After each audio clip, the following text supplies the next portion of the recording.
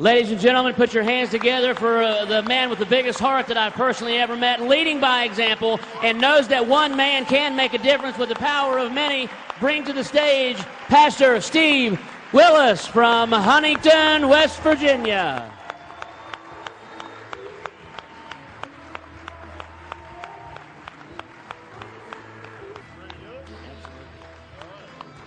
Before I turn this mic over to this gentleman, he launched an initiative.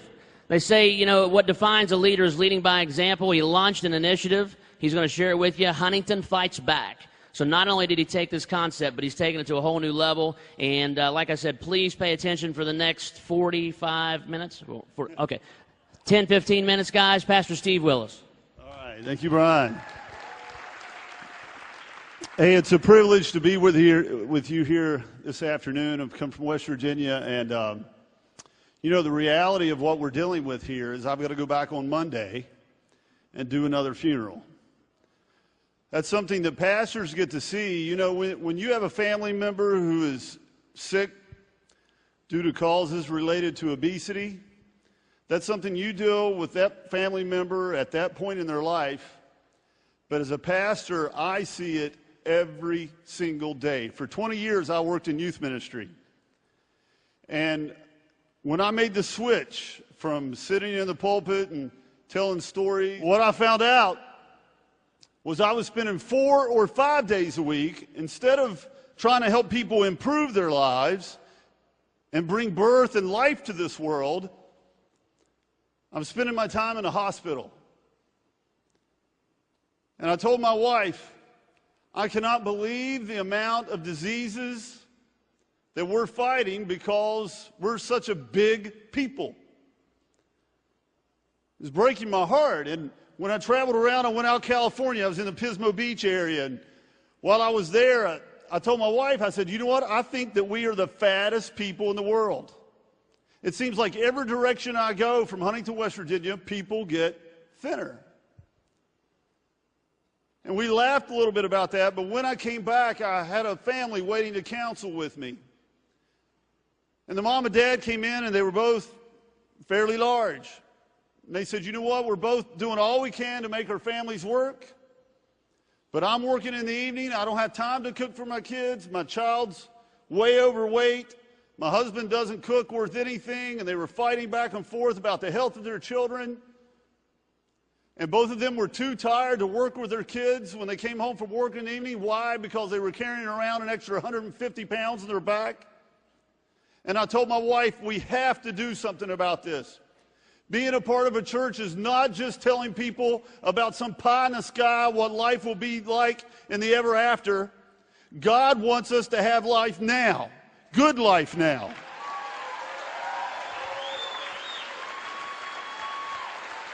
Something struck my soul when I was in a hospital, and I watched a man who was a wonderful man, worked with our children for years.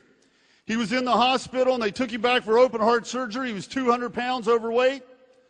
They called me back in the room I was watching. All of a sudden, one of the tubes came out, and I watched the man bleed to death in front of me. And I was coming out of the room, and I heard one of the family members say to me, I guess it was his time.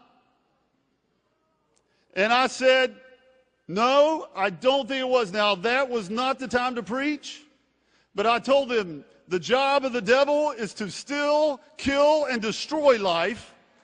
The job of the church is to give life and abundant life, that life to the full.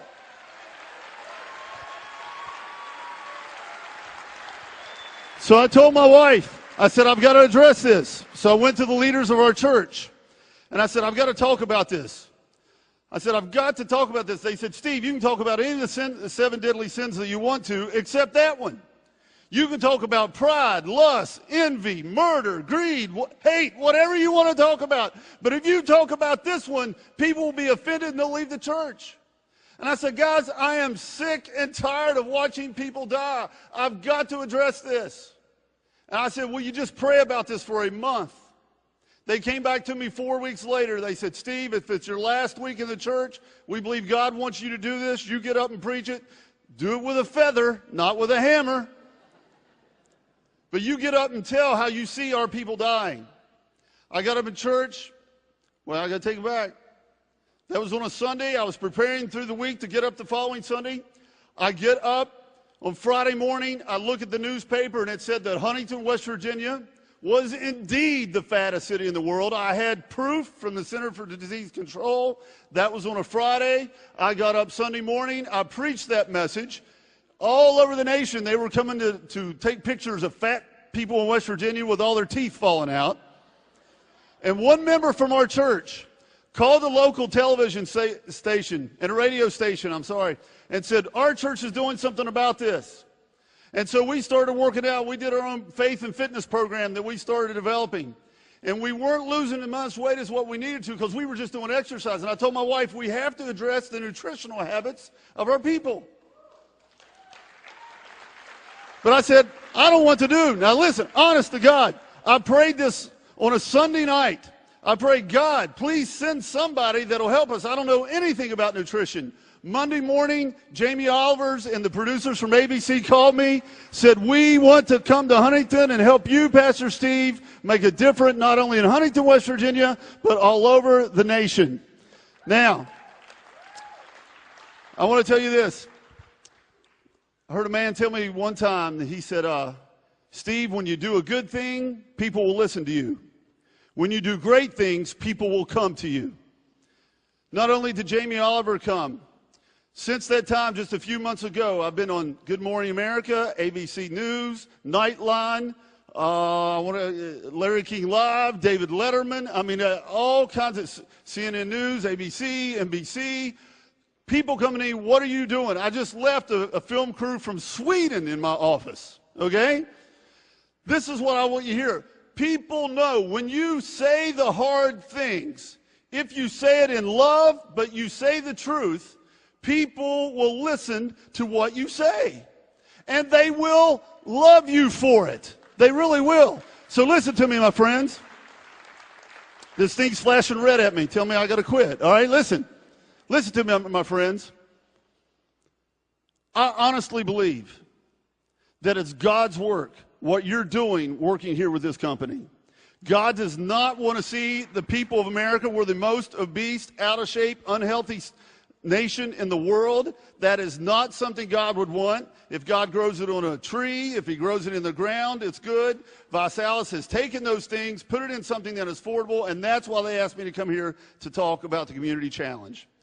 We have really gotten on board with this. We found out how many kids aren't getting the meals that they need. Just in the last 3 months, we have fed over 30,000 meals to needy children in the Huntington area. Over 30,000, my friend. By the end of the summer, we've already raised the money to feed 50,000 meals to children. Thank you very much, Blake, and the guys from the team for making that happen. All right, now I got to wrap it up. So here's what I want you to do. I want you to hear right now. The church needs to be a part of this. Listen to me. Listen to me. A lot of times in marketing programs like yourself, pastors run from these things.